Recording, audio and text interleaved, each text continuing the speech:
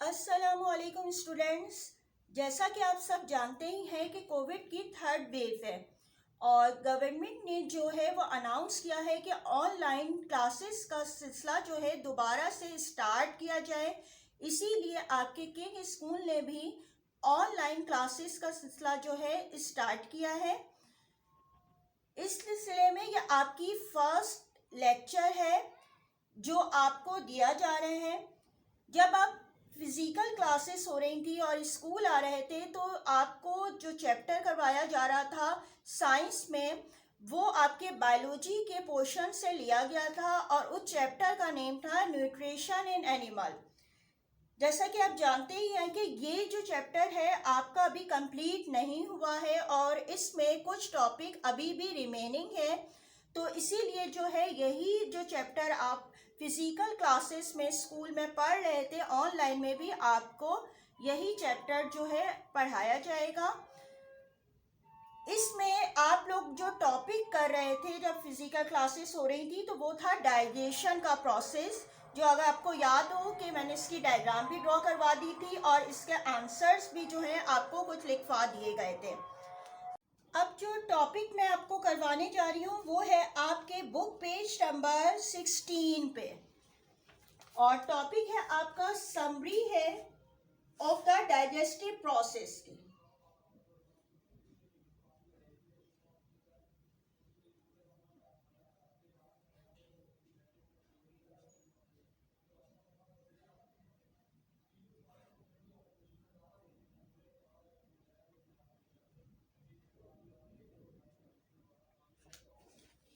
आप लोगों की जो फिजिकल क्लासेस हो रही थी तो उस वक्त जो है आपको स्कूल में पूरा डिटेल में ये डाइजेशन का प्रोसेस एक्सप्लेन कर दिया था और इसका पूरा डिटेल में जो है वो क्वेश्चन भी आपको लिखवा दिया गया था। आज जो है दोबारा ये एक समरी की सूरत में आपको ये डाइजेशन का प्रोसेस जो है एक्सप्लेन कर रही हूँ। ये आपकी बुक पेज नंबर 16 पर मौजूद है। तो इसमें जो है ये मुख्तलिफ स्टेप्स में बताया गया है कि डाइजेशन का प्रोसेस किस तरह होता है। तो इसका फर्स्ट जो स्टेप होता है किसी भी डाइजेशन के प्रोसेस का, जो ये कहलाता है इंजेशन।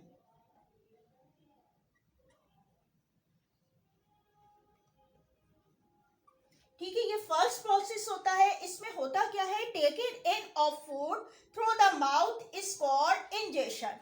यानी कि आप जब फूड को अपने माउथ में, आपकी माउथ कैविटी में लेते हैं, कोई भी चीज आप जो खा रहे हैं उसको अपने माउथ कैविटी में रखा, तो ये प्रोसेस कहलाता है इंजेशन का। इसके बाद जो सेकंड प्रोसेस होता है, इंजेशन के बाद सेकंड प्रोसेस आ जाता है डाइजेशन का। डाइजेशन के प्रोसेस में होता क्या है, जो आपने कोई भी फूड ली होती है माउथ कैविटी में, तो आपने वहीं से यानी कि माउथ से ही जो है वो डाइजेशन का प्रोसेस स्टार्ट हो चुका होता है। कैसे कि किस तरीके से आपको बताया था कि आपके माउथ में जो है आपके टीथ मौजूद हैं और टीथ का आगे डिटेल भी एक आंसर है, टॉपिक है, वो एक्सप्लेन होगा। लेकिन आपको ये बता दिया था कि जो आपके टीथ होते हैं डिफरेंट टाइप्स के होते हैं और ये फूड को जो है ब्रेक डाउन करने में हेल्प कर रहे होते हैं। इनके मुख्तलिफ फंक्शंस होते हैं जिनका जिक्र आगे टॉपिक्स में आएगा। और ये टीथ जो होते हैं फूड को जो होते हैं वो ब्रेक डाउन करते हैं, छोटे छोटे पीसेस में तोड़ देते हैं। और इसके अलावा आपके माउथ में सलाइवरी ग्लैंड्स मौजूद होते हैं जो कि फूड को सॉफ्ट करने का काम करते हैं। तो इस तरह से कहा जाता है कि आपके जो डाइजेशन का प्रोसेस है आपके माउथ से ही स्टार्ट हो जाता है। इसके बाद माउथ कैविटी से फूड कहाँ जाती है, आपके स्टमक में। अब ये स्टमक में आने से पहले कहाँ से पास होती है, यानी कि आपके माउथ कैविटी के बाद आपके फेरिंग्स से और फिर एसोफेगस से होती हुई स्टमक में आती है। फेरिंग्स और एसोफेगस में जो है यहाँ पे जो है फूड में कोई जूसेस वगैरह या कोई स्लाइवा कोई ऐड नहीं होते हैं, बल्कि सिर्फ सिंपली जो होती है फूड के मसल्स की मूवमेंट से मूव करती हुई आपके माउथ कैविटी से होती हुई फेरिंग्स फिर एसोफेगस से आपके स्टमक में पहुंच जाती है। यहाँ पे स्टमक में आपको बताया गया था कि HCl होते हैं, मुख्तलिफ जूसेस होते हैं स्टमक से, जो गैस्ट्रिक जूसेस होते हैं वो सीक्रेट होते हैं, जो फूड जो आपने खाई होती है इसको मजीद जो है वो सॉफ्ट करने में हेल्प कर रहे होते हैं। इसके बाद यहाँ पे डाइजेशन के प्रोसेस के बाद जो है, यानी कि स्मॉल इंटेस्टाइन में जब फूड आ गई है और डाइजेशन का प्रोसेस हो रहा है, तो यहाँ पे स्मॉल इंटेस्टाइन में आने के बाद आपको जैसा बताया गया था कि यहाँ पे आपकी बॉडी में जो है वो ग्लैंड्स होते हैं, लीवर और पेंक्रियास का जिक्र आया था जब आपको एक्सप्लेन किया गया था। ये ग्लैंड जो होते हैं ये भी जूसेस जो सिक्रिएट कर रहे होते हैं, और ये जूसेस आपकी जो है स्मॉल इंटेस्टाइन में आ जाते हैं, और इससे मजीद जो है आपकी फूड जो होती है वो सॉफ्ट हो जाती है। ठीक है, अब यहाँ से स्मॉल इंटेस्टाइन में जब आ जाती है आपकी जो फूड होती है, तो यहाँ से जो है स्मॉल इंटेस्टाइन के बाद आपके थर्ड स्टेप में फूड जो होती है वो एंटर हो जाती है। थर्ड स्टेप जो होता है वो क्या कहलाता है? ये कहलाता है एब्जॉर्प्शन का। एब्जॉर्प्शन के प्रोसेस में क्या होता है कि जो फूड आपके स्मॉल इंटेस्टाइन में थी यहाँ पे कंप्लीटली डाइजेस्ट हो चुकी होती है, और फिर यहाँ से जो फूड होती है ये सॉल्युबल फूड होती है, ये सॉल्युबल फॉर्म में आ जाती है, और यहाँ से फूड स्मॉल इंटेस्टाइन से आपके ब्लड स्ट्रीम के जरिए जो है आपके टिश्यूज में पहुंच जाती है। यानी कि एब्जॉर्प्शन के प्रोसेस में क्या हुआ कि आपकी फूड जो है वो आपके टिश्यूज में पहुंच गई, और फिर यहाँ से जो है स्मॉल इंटेस्टाइन के बाद जो है वो जो फूड होती है आपके लार्ज इंटेस्टाइन में पहुंच जाती है। अच्छा, इसके बाद जो है फूड के साथ कौन सा स्टेप होता है? ये 4 स्टेप में एंटर हो जाती है, और ये कहलाता है एसिमिलेशन का।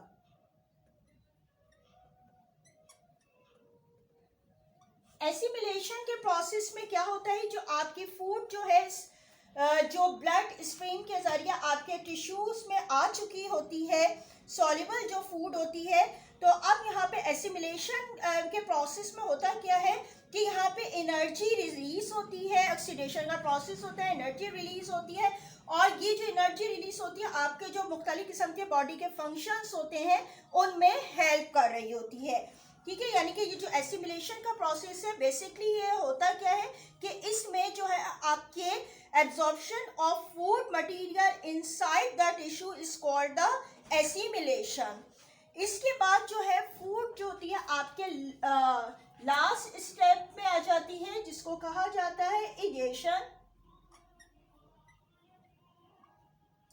इसमें क्या होता है, इसमें जो होता है यानी कि लार्ज इंटेस्टाइन में जब आपकी फूड आ गई थी तो वो क्या हुआ था स्मॉल इंटेस्टाइन के बाद, तो जो अनडाइजेस्टेड फूड होती है इस प्रोसेस में क्या होता है, यानी कि इजेशन के प्रोसेस में जो अनडाइजेस्टेड फूड होती है आपकी डाइजेशन जो डाइजेस्टिव जो सिस्टम है इसकी जो एलिमेंट्री क्लाइन का लास्ट जो पोर्शन है यानी कि जो कहलाता है एनस, इसके जरिए बॉडी से बाहर पास आउट हो जाती है अनडाइजेस्टेड फूड, और इस प्रोसेस को कहा जाता है इजेशन का। यानी कि ये जो सारे स्टेप्स मैंने आपको बताए हैं ये क्या है, ये डाइजेस्टिव प्रोसेस है, उसकी एक समरी दी गई है, और इसको मैं पूरा जो आपके डायग्राम के जरिए से जो आपका पूरा ये पहले भी एक्सप्लेन हो चुका था।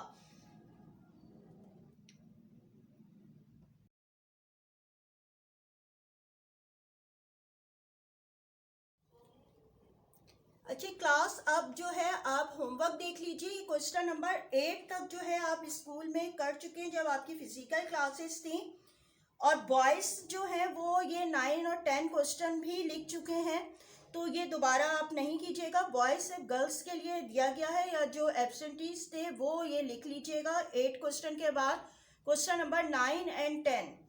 ठीक है ना, क्वेश्चन नंबर 9 है name the largest gland in the human body. Answer इसका है liver is the largest gland in the human body. ठीक है, क्वेश्चन नंबर 10 है name the organ of digestive system where absorption of all food nutrients take place. Answer इसका है small intestine is the organ of digestive system where absorption of all food nutrient take place. ठीक है, ये आप girls लिख लीजिएगा, boys का ये वाला काम हो चुका है, उन्हें दोबारा लिखने की ज़रूरत नहीं है क्वेश्चन नंबर 9 और 10 को। ठीक है, ये इसका डिटेल में वैसे डाइजेस्टिव सिस्टम का क्वेश्चन का आंसर मैं आपको लिखवा चुकी हूँ, ये सिर्फ इसके शॉर्ट क्वेश्चन हैं जो आपको दिए गए हैं। अच्छा, ये क्वेश्चन नंबर 11 है। ये गर्ल्स और बॉयज दोनों ही को करना है क्योंकि ये बॉयज के पास भी नहीं होगा। आपने यानी कि आज मैंने आपको 9, 10 और 11 दिए हैं। तो ये जो 11 वाला क्वेश्चन है ये आप देख लीजिए क्या है, right summary of the digestive process. ठीक है, इसकी आपने समरी लिखनी है और ये आपके बुक पेज नंबर 16 पे दी गई है। ठीक है, आंसर जो आपका है ये किसमें है, यानी कि बुक पेज नंबर 16 पे। ठीक है, वहां से आप लिख लेंगे। अब इसको लिखना किस तरीके से ये देख लीजिए। सबसे पहले आपने क्या करना है, जो आपकी बुक में दी गई है हेडिंग है ये आपने डालनी है इसी तरीके से जैसे बुक में दी गई है, समरी ऑफ द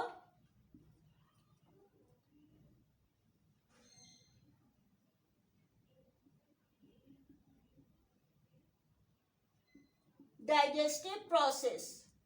ठीक है, ये आपकी जो है समरी हो जाएगी। इसकी हेडिंग आपने डाल देनी है, सेंटर हेडिंग डाल दीजिएगा।